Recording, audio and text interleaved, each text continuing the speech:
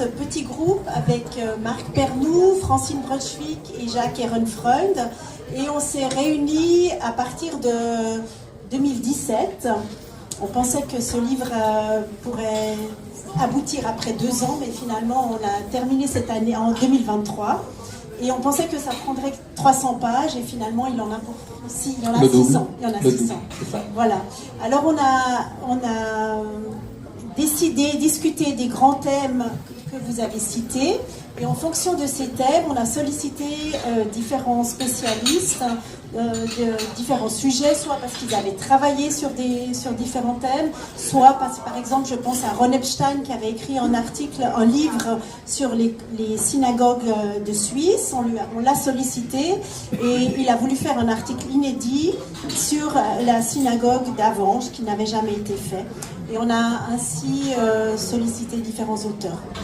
Les communautés se sont créées dans le courant du 19e siècle, au début du 19e siècle, et je pense qu'il n'y a pas de différence fondamentale dans la création de ces communautés entre la Suisse alémanique et la Suisse romande, et plus généralement en Europe. Au 19e.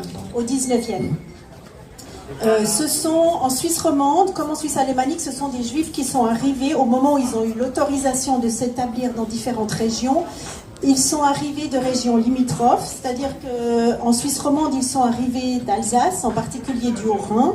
En Suisse alémanique, ils sont arrivés du sud de l'Allemagne ou de l'Autriche. Et ce sont en grande partie des communautés rurales qui se sont fondées, notamment à Avanches, dont on a parlé tout à l'heure, mais aussi dans le Jura, Porrentruy, Delémont, et également, bien entendu, dans des villes comme La Chaux-de-Fonds, Genève, Lausanne, Bienne.